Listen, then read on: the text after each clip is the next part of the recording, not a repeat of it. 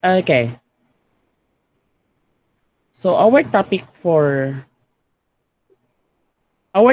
this afternoon will be Assessment in Learning 1, Lesson 2, Determining Progress Towards the Attainment of Learning Outcomes. So the intended learning outcomes of this topic, students must be able to ILO 1 or intended learning outcomes number 1, distinguish measurement, assessment, and evaluation.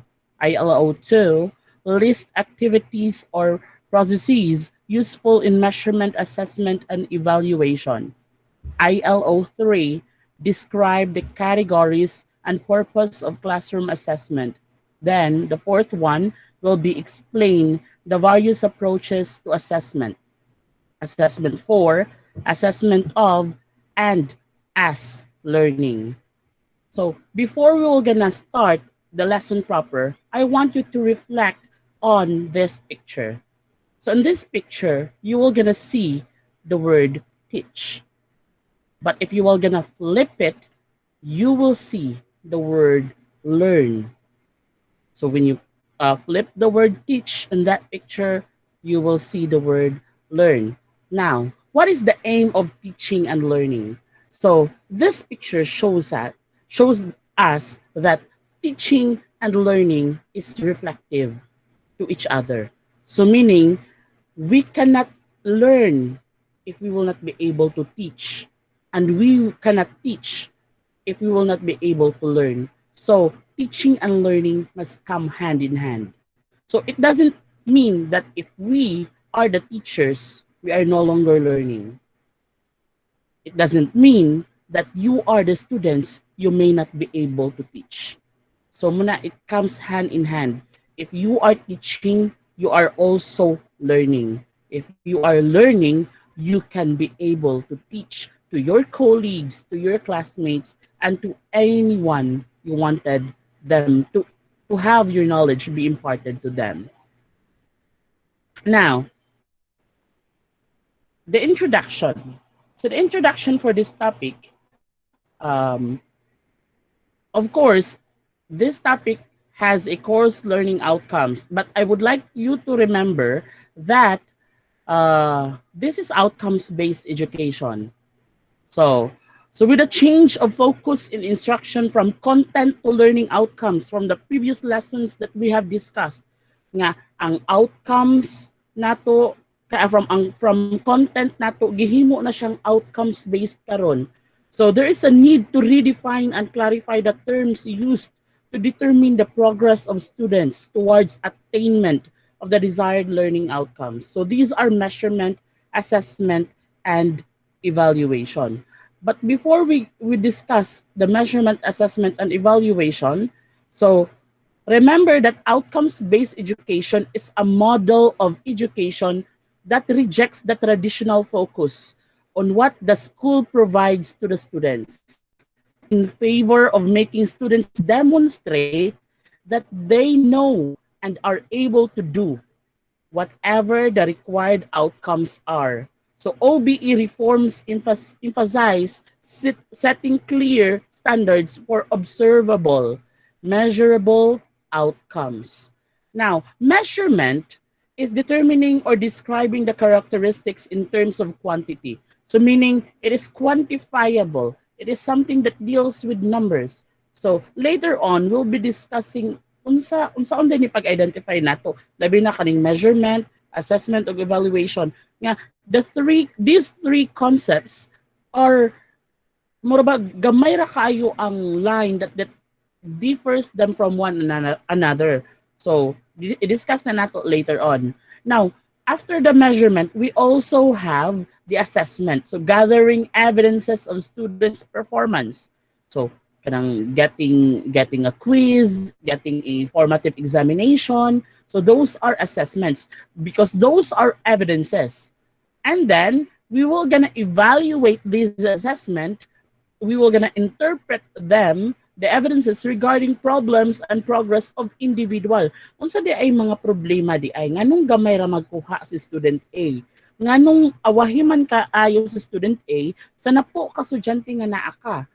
Well, sad to say that the problem in the current situation now is katong ang mga estudyante nato kay dili lang 30 ka buok in one setting. Usahay maabot sa 50 ka buok. And that is the problem when you become a public teacher. When you become also in private institutions. So though in public manggod, mas daghan jud kaayo ang mga estudyante. And remember, you are only one teacher teaching one subject. And you will gonna assess them individually. After assessing them, you will gonna measure their understanding towards the topic. Then you will gonna assess unsa man ilahang a score. Unya rin pagkahuman, ikaw human nimo nga ma-assess, you will gonna evaluate unsa man sila na enough na ba ang katong imuhang nakuha nga score? Shall you proceed or shall you reteach? So kana silang tulo, connected na sila, measurement, assessment, and evaluation. Pero anam-anam mo na to. Let's start first with measurement. So remember, measurement, tools or instruments are used to provide quantitative description. So meaning, we will gonna use instruments. Unsa man instruments? Instruments are those questionnaires nga naa ka. We call that instruments. Nga naa ka. Kanang imong ihatag nga test paper nila or imong imuhang dadon nga mga questions because you are doing dictation or kundi kanang imong ihatag nga Google form. Kana siya in this time of pandemic, this Google form is what we call the instrument. Because this instrument will gonna give you quantitative ratings. These quantitative ratings, muna siya ang kanang value nga atong ma-identify pila score sa mga estudyante kung nasabtan ba nila ang konsepto or wala in a particular topic. So, in the field of educational measurement, the quantities and qualities of interest are more abstract, unseen, and cannot be touched. This makes the measurement process in education more difficult. Remember, nagkalisod siya pag maayo because it is more abstract na. Dili na kaayo siya, dili siya diha-diha dayon nga factual siya nga naay direct answer niya. Checkan ra nimo or dili. Remember, sa akong gihatag ninyo nga examination previously, ang inyong answer must be concise and then must be kanang precisely correct kaya di wa may accurate good nga answer ato. Those are essay type of questions. So mo na naka-difficult. How do we quantify this? How do we quantify this? So of course we will gonna do rubrics for us to give a proper quantity of the answered or the given answer of the students. So let's make the assessment or the measurement more difficult. Okay. Next is the types of measurement. There are two types of measurement. We have the objective and the subjective measurement. Now, the objective measurement are those measurement that are testing, meaning there is a correct answer. Factual base. For example, who is the national hero of the Philippines? So, automatic, there is a correct answer, which is Jose Rizal. It will not gonna differ. So, student A, student B, student C, until student F or J will have the same answers because it is factual. But when we say subjective, it may differ on the standard of the teacher or the one checking your answers. So for example, is democratic better than monarchy? So it differs on how will you judge, it differs on how the checker judge your answers based on your kanang arguments. Kung miingon ka nga mas nindot jud ang democratic than the monarchy period. So it's up to you on how you will gonna judge it, on how you will gonna argue on it. So, muna nga kami as a teacher, mag-base me kung pila ang mong ihatag na score ato, especially kung essay, kung giunsa ninyo pagklaro o deliver ang inyong mga answers nga masabtan namo. It's not beating around the bush. Dili magtuyok-tuyok, libog kayo daghan kay agian nga mga pasakalye usa sa imong answer, pero ang unod, ang content mo importante, klaro ba unya masabtan ba siya, dali ba siya masabot. Kay usahay manggod, the problem in educational settings sa Philippines, we copy and paste the answers from the internet. We copy from reference 1, and then we paste it on our paper. Then we copy from reference 2, we paste it in our paper. We copy from reference 3, and we paste it in our paper. And as if we own the entire thing that we say. But unluckily, we fail to connect all the answers. We fail to connect them nga sakto ba dyan siya? Naaba ka siya continuity of your answers, of the concepts that you had discussed. So, mo na siya. Dapat sa subjective, naka-differ siya kung unsa pananaw sa teacher. So, just like the quiz one that I had given to you, that's an example of subjective type of measurement. Nga naman, nag-agad raman to kung pili ako na scores.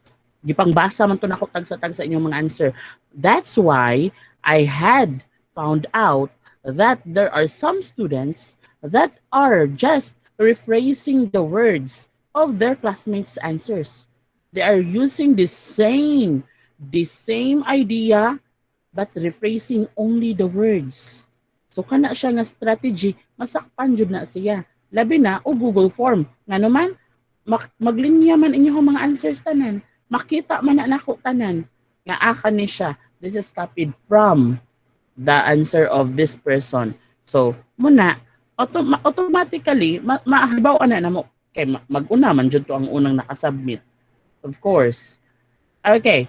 Next is measuring indicators, variables, and factors. So variable can directly and indirectly be measured. So the often differ from one assessor or another, even the same quantity or quality is measured. So mo to siya ang katong ganina no, katong objective and subjective reasoning. So educational variable measure characteristics of a student. However, variable can be directly measured. Age, height, kana siya, those are kanang variables that can be measured directly or indirectly measured, such as class participation. So how can you identify that this type of person is or type of student is more participative than the other? Then how can we measure that these two types of students or two different students are participating, but who is more participative than the other? So muna siya, indirectly measured, we measure them according to the oral participation, but however, and the board work, especially in mathematics, but however, we can no longer do that in this time of pandemic. Lisod na kaayo na siya because more on teacher discussing na lang ni siya, and then you are learning by listening to the discussion of the teachers. Then you will gonna raise your questions after the discussion has been made. Okay, next is indicators. If direct measurement is not feasible, so presence or absence of measurable characteristics, so defined as the building blocks of educational measurement upon with all other forms of measurement are built. So, muna siya no, kanang naiusahay nga ang direct measurement is not feasible. Dili pwede siya nga kuan nato conduct na. So the construct or factor group of variables. So this refers to the group of variables. So variables again kagatong directly or indirectly. But once they are grouped, we call them the construct of factors. Now, example of variables. We'll have the example. Computer skills, reading skills, vocabulary, Those are examples of variables of measurement. Now, computer skills, that is quantitative. Reading skills, that is quantitative.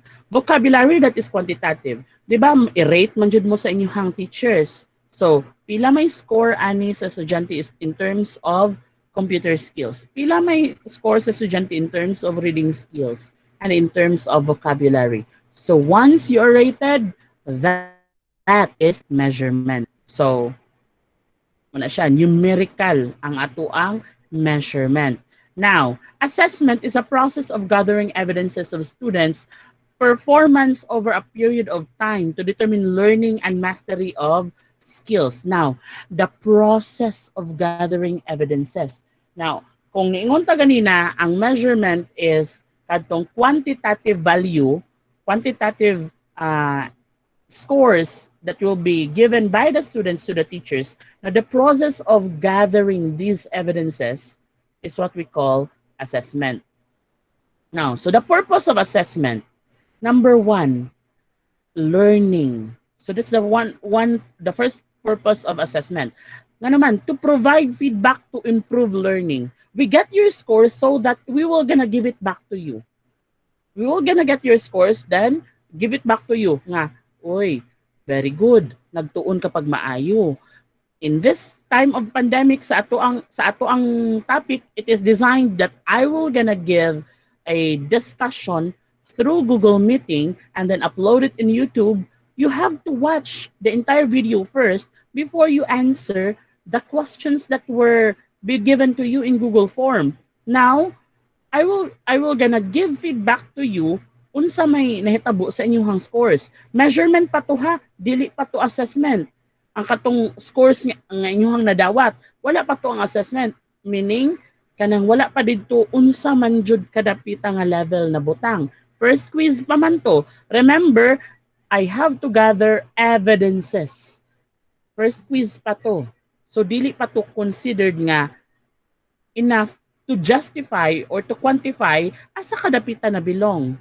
Are you a good or above average? Are you average or below average? So it's not enough para mo define unsa ka nga type nga pagka-estudyante. Okay, next is to motivate students.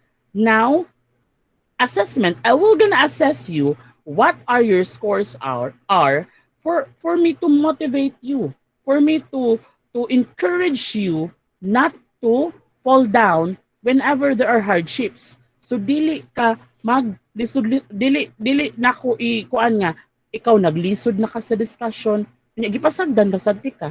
So I will gonna motivate everyone nga maski ginaata sa time nga pandemic, magpadayon ng ato ang kuan kanang lesson proper. Magpadayon ta sa ato ang discussion because kita tanan na affected man ta ani. Okay. Next is to diagnose a student's strength and weaknesses para makahibaw ko asa mo dapita naglisod. Remember, you are education students. Soon you will be teachers. So, dapat you must know unsay mga strength o weaknesses sa inyong mga estudyante. There are students that are musically inclined. They want them to memorize everything when there is music in their ears. And you must not kanang discourage them not to do so because each one of us has multiple intelligences. Daghan tag pamaagi para makatuon. So, you must encourage them but give them proper time kung kano sa dapat. Diba? Kaya di man sa pwede nga nag-discuss ko karon unya na minaw mag music dira. Diba? So, dili sad. So, later na when they do memorization, when they do other things, ana.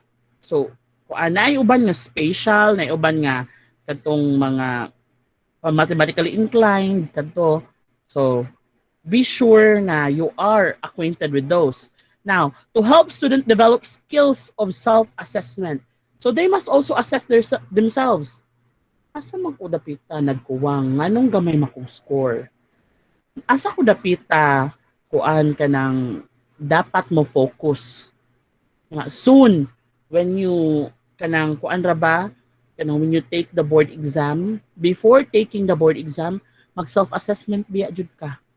You have to do self-assessment. You assess yourselves. Are your kanang stock knowledge enough for you to pass the board exam? So, ikaw rin makatubag ana. Because there is no kanang tawag ani center, there is no kanang review center that can give you exactly 100% nga mao'y manggawa sa board exam. Unya sa tanan nga learnings nga among gitudlo sa inyo ha, those are just guide. We facilitate only. Di ba walay guarantee nga kani tanan among gidiscuss karon mao ni manggawas exactly sa board exam. Dili ingon nga exactly dito sa board exam nga mingon what is the process of gathering evidences of students? Ya, kahuman ang answer is assessment. So dili exactly. It is kanang kuan kanang situational, and sometimes all of the answers are correct. You have to choose the best. So muna self-assessment. You have to develop your skills of self-assessment. Now, provide a profile of what a student has learned. So unsa may na hibaw-an sa mga estudyante, asa dapita siya na bilong. Nya din pagkahuman mura mag-diagnostic ba nga buhat ka og test, kani siya nga estudyante maayo nig math, kani okay ni siya og English, kani maayo ni siya og music, kani PE. So, mo na siya. You can provide a profile, especially once advisor ka sa high school, kinahanglunon ra ba jud kaayo na. Okay, the second purpose of assessment is certification. So, certification in terms of to pass or fail a student. So, are your scores enough for me to pass you? Are your scores enough for me to give you a good grade? Na, nya, to grade or rank a student. Are your grades enough para mabilong ka sa top 10? Na certification na siya. Next is to license to proceed. Unsa man, ipapadayon ba mo ngadto sa third year? Ipapadayon ba mo ngadto sa grade 7 or grade 8? Anya, i-proceed ba mo? A license to practice. Board exam. Diba? License to practice teaching. You cannot practice teaching if you don't have the license to teach. Yes, you can teach, but you are not called a professional teacher once you don't have the license. Diba? So, muna, LPT sa tumoy sa mga pangalan sa mga teachers stands for the licensed professional teacher. So mabutangan ra na siya og LPT inyong mga pangalan once mo pasar mo sa board exam. Okay, to select for future course. So of course, natay NCAE, 'di ba? Asa man kadapita nga course na bilong dapat? Ato ba ka sa medical field? Ato ba ka sa scientific field? Ato ba ka sa mathematical field? Na so asa kadapita or sa industry such as the industrial technology na or the engineering field, di ba? Lain-lain nga klase nga mga engineering. So asa man kadapita? And then to predict success in future course.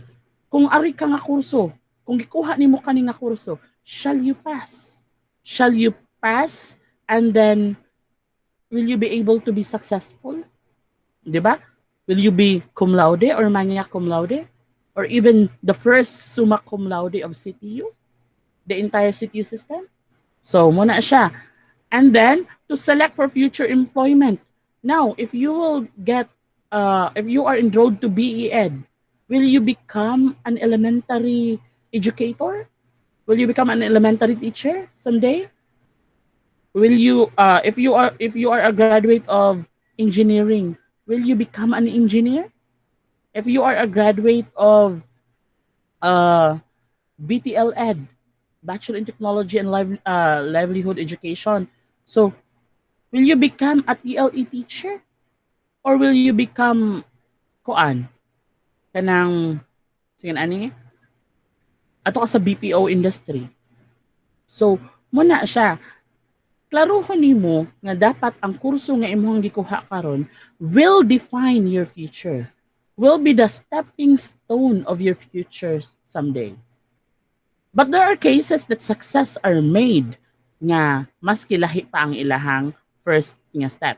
Like for example, Ni-graduate siya og nursing pero nag-success siya in BPO industry. So there are those cases. So unya pagkahuman kani nakadungog ko sa mga estudyante ani nga kanang bisag unsa patang kursuha sir mong gihapon sa MIPSA ra mi mag-abot o ayaw i-downgrade ang kuan kanang sa MIPSA kay ngano starting man na siya. Starting man na siya. Remember, it doesn't matter on how fast you get there. It's the climb. Unsa ka dili ingon nga unsa kadali ka nga nahimong successful. But unsa ang growth nga imuhang naagian. Muna yung mas importante. Dili ingon nga dapat masuya ka because after 2 years si classmate nimo si student A kay nahimo na jud siyang teacher. Di na nimo dapat kasuyaan. Because someday, you just don't know when will be the time that opportunity knocks. Di ba? What if your calling is not as a teacher? What if your calling is a businessman? Di ba? Or a businesswoman? Someday, makaingon ka nga mas kuan ka kanang mas mo successful ka. Di ba? Remember that success cannot be defined by money alone, but it is by happiness of what you are doing. Diba? So, muna siya ang success. Now, to predict success in employment, so as what I told you, success doesn't define by dako kag sweldo. It is defined by, are you loving what you are doing? Diba? Do you love what you do? Me, I'll gonna self-assess my my job. Do I love teaching? The answer is yes. That is why I love to teach. Regardless of whatever salary that I will gonna get, good for me that I am well compensated with the job that I love to do. So someday you will be that type of person too. You will be successful that your hobby is your job and your job is well compensated as well. So that is the second purpose of assessment. Now, the third is quality assurance. Now, quality assurance to provide feedback to lecture on students' learning. Now, muna diri nga katong ako ang gi-lecture karon na sabtan ba ninyo? I'll gonna give feedbacks on that. So, katong sa mga scores nga inyong gihatag. To improve teaching, asa ko dapita di ay nagkuwang? Di ba? Kuwang ba ang ako ang gihatag nga discussion sa inyo ha? For me to continue teaching to the next topic, or probably there are other factors that are indirectly seen, di ba? Or even felt. Next, to evaluate a course strengths and weaknesses. So, muna siya na atong subject nga gitawag nato curriculum development. No, asa dapita nagkuwang ang curriculum di ay? Asa dapita kanang makaingon ka nga enough ang curriculum o asa dapita mingon ka nga naghuyang ra kayo ang curriculum ani nga part. So muna siya, that's based on the kuansad assessment of what kanang you have learned. Makuha sa na namo dira kay i-analyze man na namo ang inyong mga data, ang mga scores ninyo na. What happened? Dili na siya ingon karon rang tuiga, but on the series of semesters nga asa dapita nganong di man jud sila kakuha ani. Maybe this is not useful. Maybe dili ni siya dapat mo i-focusan. Or probably dapat mauni siya i-focusan. Nganong gagmay man nag-score sa mga estudyante diri, so dapat ato ni siyang focusan pag maayo. So it depends. Next, to assess the extent to which a program has achieved its aims. Okay, now, katong natay ILO ganina nga gihatag upat ka buok, intended learning outcomes. Now, if I'll gonna give you an assessment, kanang maghatag ko scores ninyo, then I'll gonna check the evidences. So, on the previous topic, ang ILO is intended learning outcomes pero naa pa siya yung mother outcome ato nga gitawag nato og course learning outcomes. Now, is it enough to evaluate the learning outcomes of a particular course? Nakuha ba jud nato unsay extent sa inyuhang nasabtan? unsa extent sa ako ang na-cover na discussion para sa inyo ha. So, that is a quality assurance as well. Next, to ensure the course is credit-worthy to other institutions and employers. Now, tanawon sa na sa employers, kung sa di naa sa sulod sa inyuhang kanang course, unsa di ay descriptive na naa sa inyuhang course, enough ba siya to satisfy the needs of a certain employer? Mura ba og kanang kuan ba nga muni ilahang requirement unya mao ni ang courses nga gi-offer sa ato ang nga school nilapas sa ilahang requirement, then they are assured that whatever they kuan kanang set standards you had exceeded, nilapas ka ato. And then to monitor standards over time, of course. So kung nag-set kayo standards, ilan ang i-monitor whether nakasabot ba jud ka ana or wala. Kay gibutang ra na dito nga subject unya what if waday takasabot ato, di ba? So muna i-monitor sa na siya so that they will be assured. Kami as a teacher, we are assured nga nasabtan ninyo kung consistent ang scores nga naa ninyo. Though in this time of pandemic again, it will be very difficult, but probably, who knows? Who knows? Di ba nga? Mag-prosper ni siya ang online class. Next, quality assessment method. So teachers should ensure that the entire assessment process is valid and reliable. Now, validity is defined as the instrument's ability to measure what it purports to measure. Reliability is defined as students' consistency. Now, validity. There are 4 types of validity. The content, the phase, the criterion, and then a criterion related, and then the construct validity. Okay. Let's start first with the first type of validity. The content validity seeks to answer some of the questions. Do the students have adequate experience with the type of questions or task posed? Do the items reflect the degree of emphasis received during instruction? So, that is content validity. So, muna, tanawon nila ang the whole content of the topic, of the subject matter. So, from the word itself, content validity. Now, face validity refers to the outward appearance of the test.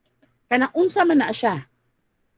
Tanawon nila ang katong questionnaire. For example, naka-questionnaire no. Ano siya nga? Okay. Hanay ra siya. Murabag kuan ba kanang face murabag ang iyang naong ra jud, ang postura niya. Maghatag kag questionnaire. Nya pagka murabag test ba maghatag ka og kanang nagkanda kag survey. Nya ang imong questionnaire is 1/4. Mora na siya. Face validity daan ana. Hagbong.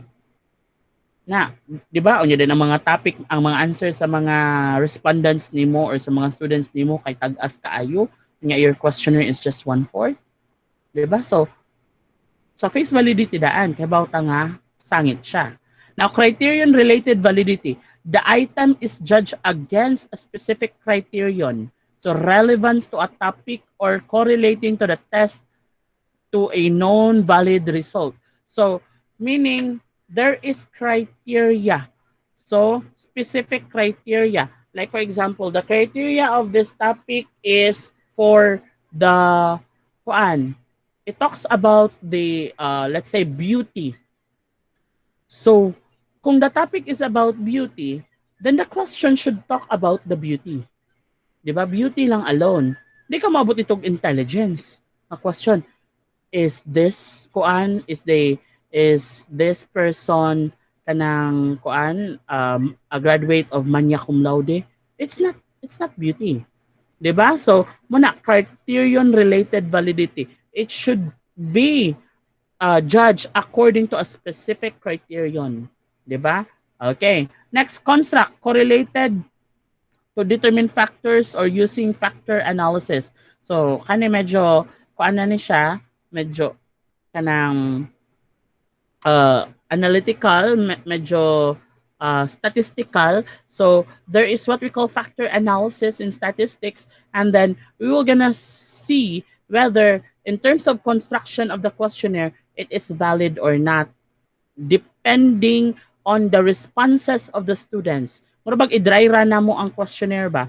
Ya pagkahuman, tan-awo na mo kung sakto ba ang mga pagka-construct niya in terms of questions. O nganong mga sayop man ang tubag sa mga estudyante, probably kanang o sa mga respondents, probably the construction of words kay dili klaro. 'Di ba? Mura ba og kanang naay question ba nga I know nakaagi mo ani nga kanang murag na question nga galibog ka og unsaon nimo pagtubag kay magdepende siya sa imuhang nasabtan sa question. Unya, mangutana kasi mong kauban unsa imong pagsabot sa question nga kuan. Lahi sa dihang pagsabot, so mao to lain-lain mo og pamaagi sa pagtubag. So that is a construct validity. Okay. Next is the reliability. Okay. Split half method involves scoring in two halves, odd and even items. So kanang gitunga nato sila, odd items, even items. Then calculate the correlation coefficient of the two sets in scores. So for example, kanang reliable ba ang imong question? Like for example, attitude towards mathematics ang imong question. So all even numbers or even items, the question should be positively given. Then add items, even items positively given. Yeah, then add items are those negatively given. For example, I love mathematics. That's positive kuan statement. Then pagkahuman sa add item, so 1 to siya, add man dito no. Add 1 is negative. Unahon na to kay 1 is add man. So I don't like mathematics. Ana pagka-question. Unya sunod, question number 2, it's even, so positive. Dapat ang imong question is I enjoy answering mathematical problems. So that's positive question. Unya sunod question is third is odd. So dapat negatively. I feel bored in answering mathematical problems. So kana negative question. So muna siya split half method. Gitunga nimo depende kung ang odd ba or ang even mo ay positive and then the other type is negative. Then you will gonna correlate kung ang answer nila ni agree ba sila ato sa even which is positive, dapat mo disagree sila sa odd. Kung puro siya ni agree sa duha, aw kana, that's not reliable. Liman ka ang question nimo number 1, I don't like mathematics. Unya din pagkahuman answer na ni agree siya didto, strongly agree. Unya pagkahuman ni strongly agree sad siya sa question nga kanang I feel bored. 'Di ba? I don't like mathematics man to no. Ni agree sad siya sa question nga kanang I enjoy answering mathematical problems. Imagine na. Unya di ba man ni agree na pud siya sa I feel bored. Unsa man enjoy siya or na boring siya. 'Di ba? So, muna that's not reliable. Kung mahitabo na siya, muna nga dapat ang questionnaire dili pareha nga positive tanan, ang questionnaire dili pareha nga negative tanan. Dapat imo jud na siyang kuan alternate. Pero it doesn't mean nga dapat mag-alternate siya, positive, negative. Ana lang, split half method. Kuhaon nimo ang katunga. For example, there are 30 questions divided by 2, 15. So 15 positive, 15 negative. So that is split half method gihapon. Okay. Now, administer the test in 2 different times. So mousad na siya ang usa ka reliability, 2 different time. So kanang example, nagbuhat ka questions. Gi-administer nimo didto ato mga estudyante unya pagkahuman imo na sa siyang gikuan kanang i-administer sad sa lain na pod nga section. Unya tan-aw nimo unsay result. Pareha ba? O pareha gani, okay, reliable ni siya nga questionnaire. Pero kung dili gani pareha, dako na diri dagko sila score. Diri gagmay lagi ni sila og score. Dili siya pareha o dili reliable ang imuhang questionnaire. There is something wrong with your questionnaire.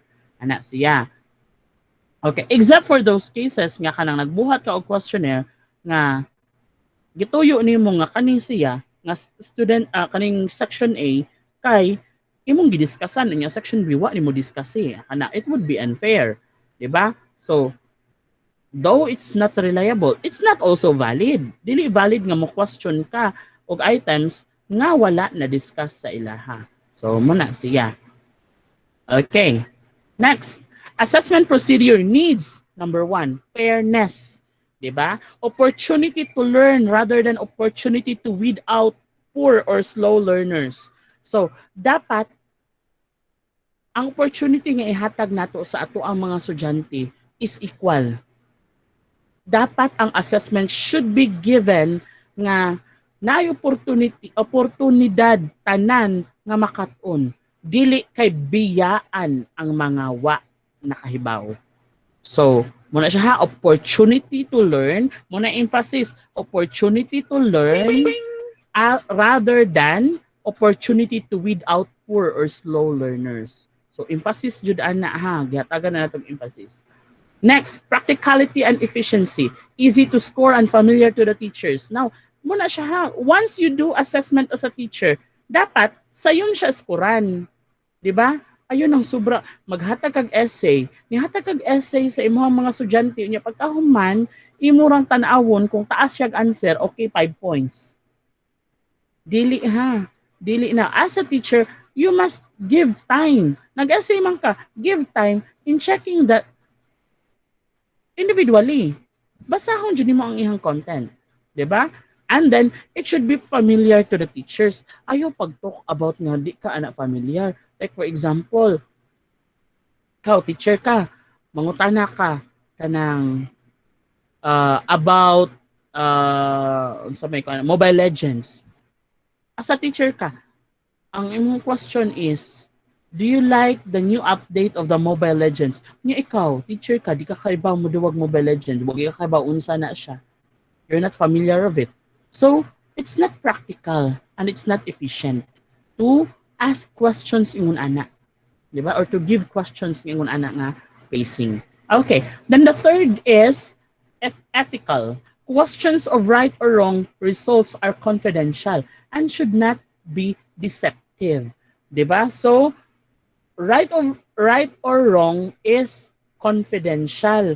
Results are confidential. So, dapat dili ka magpataka og butang og questions dito. Dapat mo follow siya og ethical standards na dili siya kanang mura og mang-deceive ba, mangilad, makapangilad para makuha kag information. Let's say for example,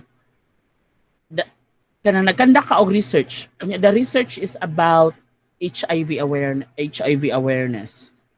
Unya na kay question diri. Are you an HIV positive? Diba? That's a kuan. Though naa siya kuan sakto og naa siya kanang correct nga answer ato, answerable by yes or no, but it's unethical to ask that one because that is highly confidential. Diba? So dapat your questions should follow an ethical standards. 'Di ba? Or kundi nihatag kay example didto, kana student who one is positive of kuan HIV, ana ang mga situation, that is unethical, 'di ba? So dapat assessment should follow nga it should be highly ethical, 'di ba? Ni follow og ethical standards. Okay, assessment from came from Greek word asideri, which means to sit beside, according to Wiggins on his study sometime in 1993. Asideri, from Greek word asideri. So that's assessment. Okay, now evaluation. The process of interpreting the evidence regarding the problems and progress of individual in achieving desirable goals and objectives. So this is the educational model. The first one will be the content. Remember that the content is planning and identifying the needs and problem. 'Di ba? Muna siya una nimo nga buhaton. I-plan nimo unsa kay kinahanglonon. 'Di ba? Unsa kaayo kinahanglonon ug unsay mga problema. Ani. Then sunod, input, you structure the decision. Unsa may mga proseso nga mga kuan kanang unsa kaayoy maayong proseso or unsay proseso nga ato ang posible nga agian. So muna siya, structure the decision. And then you implement what you had structured, you implement it, and that is the process. Then of course, after you do the process, you will get the output. Determine if the objectives are now met. Atong gihatag na ako nga objectives, intended learning outcomes, na met ba jud kahato, na capture ba jud kahato, nakuha og nasabtan ba jud kahato sa tanan nga estudyante. Nakuan ba to or naay mga na left out. So moto siya, content, input, process, output. Now, once nakuha na na to, nasabtan ng mga estudyante, diri kutob ang traditional output. But this time, we are already in OBE. After the output, we should have the outcomes. Diba? Is there any tangible results or evidence? Is there any change? Is there any change in the student's direction? Is there any change in the student's anticipation towards the subject matter? So muna siya ang excuse me. Muna siya ang outcomes, tangible results or evidence. Makita dagko silang scores. O di ba? Moto siya ang output. Now, tungod kay dagko silang scores, meaning nasabtan niya ay kay baw na siya unsa kuan measurement, assessment, and evaluation. Maihada yung ma-implement nga uy kanang kani siyang score nako ba nga sa ako ang grado sa ako ang quiz number 1 20 out of 30. This is measurement di ay no 20 out of 30. So unsay may pasabot nako aning 20 out of 30? Okay, na ako yung mga concepts nga wala kaayo nako nasabtan. So mao ni siya. That is assessment. Diba? Daghan kaayo ko gihatag na quiz. Unya pagkahuman, permanente gagmay imuhang scores. Na kay 20 out of 35, na kay 15 out of 25, na kay 30 out of 50. Gagmay kaayo imuhang scores. So those are assessment.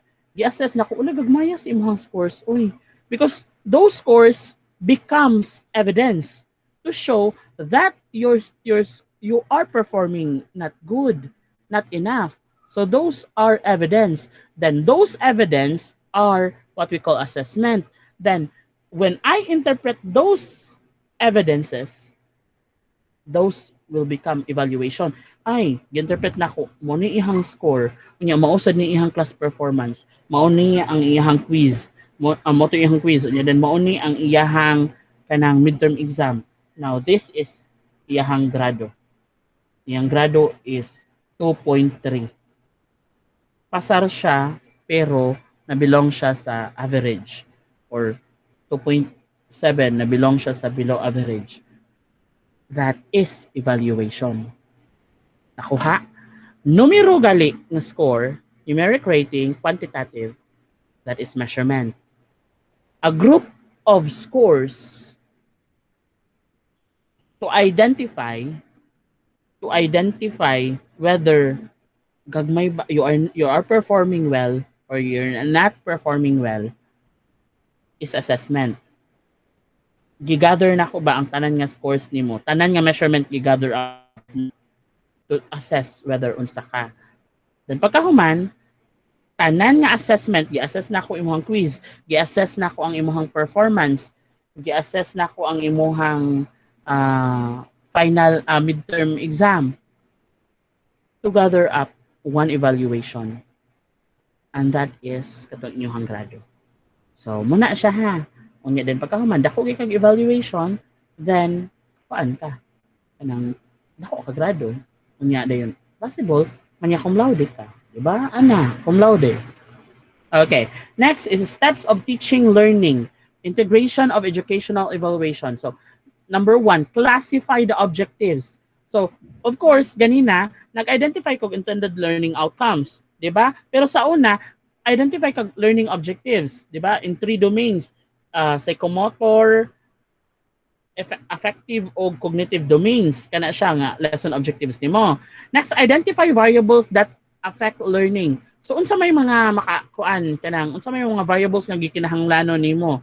Like for example, kung ang imong objective is definition, dapat nagbutang ka dito og kanang defining the terms nga sa exam nimo. Nya pagkahuman kanang kung imuha is to, the students must be able to enumerate, dapat naka-enumeration, classify o classification, di ba? So muna siya magkuan na siya kanang parallel na siya. Kung unsa imong lesson objective, mausad na siya sa imuhang exercises. Now, provide relevant instructional activities to achieve objectives. So, kung balik ka sa classroom setting, kung naagali dito kanang ang lisod man good is affective domain, lisod kay na siya. Now, the students must be able to relate. So dapat naay ka ng imuhang activity dito, posible nga nawala siya sa quiz ang kato siya nga katong objective, pero posible nga naa siya sa imuhang activity throughout the discussion. Like for example, you are asking questions to the students that will gonna lead to the summary of the topic. Like mayon ka. So, what do you think is the question, or what do you think is the importance of our discussion for today? Do you feel after learning that mauni, do you feel happy or do you feel satisfied? So that is an affective domain. Diba? Ingon ana siya nga style. You are giving questions that will gonna lead to answering the objectives nga na kuan ba na siya, na capture ba na ang imong objectives. Na and then unsaon man na nimo pagpamaagi? Will you give questions and then write it in the envelope? Kanang papel unya din ibutang nimo sa envelope, then pagkahuman imo ipatuyok, or kung patuyokon ba nimo ang chalk unya na kay music, then pagkahuman kung kinsay ikapang sa music, kung kinsay matungnan sa chalk mo imo answer to answer on the board, or perhaps sharing, open forum, depende. Depende unsa nga instructional activity ang imuhang kanang buhaton, or role playing or dramatization. So depende. Identify, di ba? Identify na nimo ana nga kuan unsa man nga instructional activities, and then will it be doable in a given time. Okay, next, determining the extent to which the objectives are achieved. Now, asa man unsa man ang enumeration, nakuha ba jud nila tanan? Pila may extent, di ba? Makuha na nato kung natay kanang assessment, measurement, assessment, and evaluation. So, muna siya ang idea. Okay, next is, now, example, subject for evaluation, instructional programs, school project, or activities, teachers, students, and educational goal. So, the end result of evaluation is adapt, reject, or revise what has been evaluated. So, muna siya'y kinahanglunon nato. Once na humanaw ta sa process of evaluation, unsa may atong buhaton? Shall we adapt this? Shall we reject this? Or shall we revise this? Na, example no, akong i-check ang questionnaires. Ang score sa mga estudyante, mao ni siya, gagmay siya score. Unsa man ang difficulty index ani niyan? Lisod ba jud kaha ni siya or sayon? Kung lisod, okay, dawaton ni nako. Kung sayon, automatic tangtang na. Kay dili pwede ang sayon rasad kaayo. So, arit ko sa lisod. Now, kung lisod siya, daghan ba nakakuha or gamay rang nakakuha? So, muna siya identify na sa nimo. Hantod mo abot ka sa kuan idea whether to adapt that question or to reject that question or to revise that question. Usbo nimo gamay ang question para mausab na pud siya og evaluate. So, that's the idea. Okay. Next is making instructional decisions. So, number 1, diagnostic evaluation. So, diagnostic evaluation, kanang giingon nato diagnostic test. Ano naman, unsa may gamit sa diagnostic test? We are going to evaluate whether what did the students or to what concepts are the students having? Asa sila kutob previously? Like, di ba, before ta magsugod sa pag high school, before magsugod sa discussion na atay pre-test. So that is diagnostic test. Asa kaha ni ang nasabtan sa mga estudyante para ang teacher maka-identify nga, oy daghan lagi sila wrong number sa number 3. Unsa dining nasa question number 3? Hala, radical. Ay kuwang sila sa kuan kanang paghashas sa topic nga radical. So, muna siya ang diagnostic. Formative. Formative are the guides of the teacher in his or her day-to-day teaching activities. So observation or class daily quiz. Kani akong gibuhat sa inyo ha, kanang every after discussion nako nga ihatag nako. This is formative. Ano man quiz man ni. Quiz man ni siya. But I cannot do daily because our schedule is not daily and I don't want also you to be unburdened with a daily quiz. Na so weekly ang akong gihatag sa inyo ha. After the discussion, there is a time for you to answer nga kuan kanang sa inyong quiz. So muna siya formative evaluation. Now, summative evaluation ang nakalahi lang is it's in the term of unit test or periodical examination like prelim, midterm, semifinals and finals. That is summative evaluation. Okay, muna yung nakalahi. Diagnostic is pre-test, formative is quiz, and then summative evaluation is katong mga term exams. Then placement, determine the placement of a student both in terms of achievement and aptitude. Aptitude refers to the area of discipline where students would most likely excel or do well. So the NCAE exam is an example of placement. Asa makadapita mo belong, 'di ba? Or katong gitikan ninyo kung K to 12 graduate mo, ni katong gitikan ninyo para mahibaw-an kung unsa mo nga track mabilong. So kato siya. Those are example of placement evaluation. Okay. So generally measurement is the instrument. Assessment is gathering of evidence. Evaluation is the interpretation of evidence. Moto akong gihatag ng example ganina. Instrument in terms of your scores. Assessment is gather all the scores, then it will become evidences. Then these evidences will be interpreted and that is evaluation. Okay. Now, assessment, this is the assessment for, of, and as learning.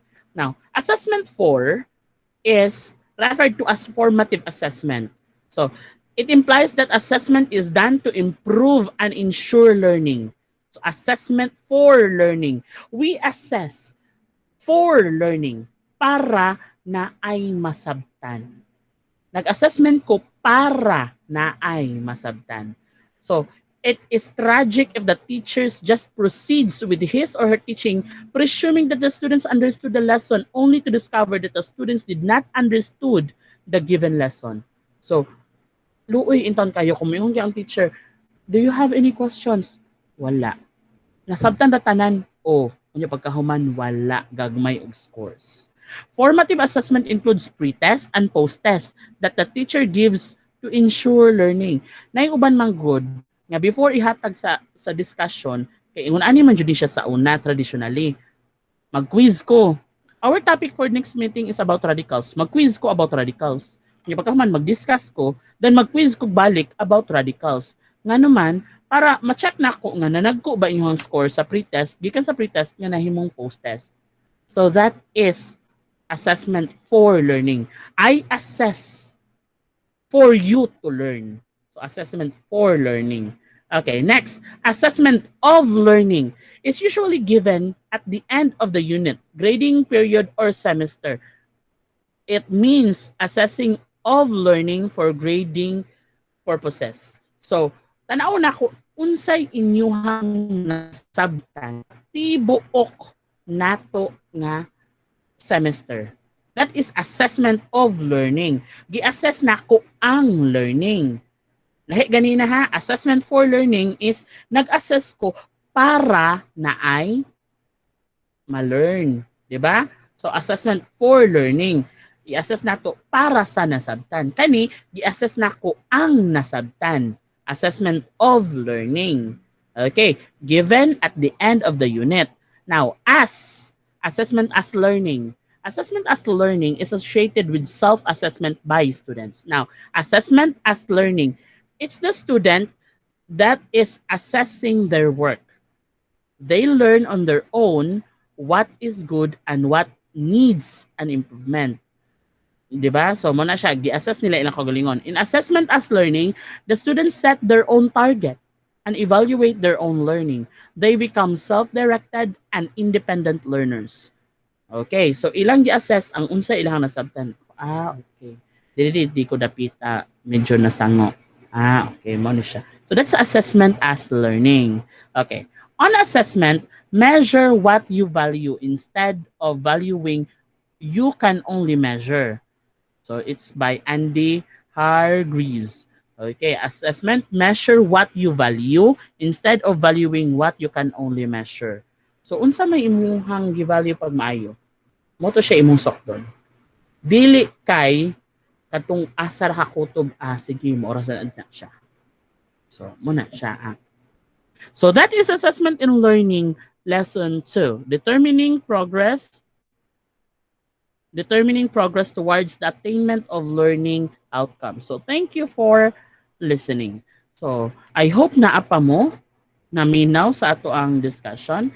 So now it is the time for me to ask questions kung naamoy mga pangutana. Do you have any questions? You may unmute yourselves. Everyone is invited to unmute themselves and then give me any questions that you wanted to ask.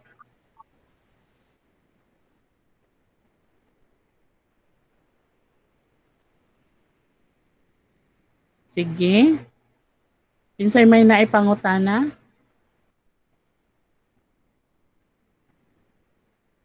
Era? Nakay-question, Era?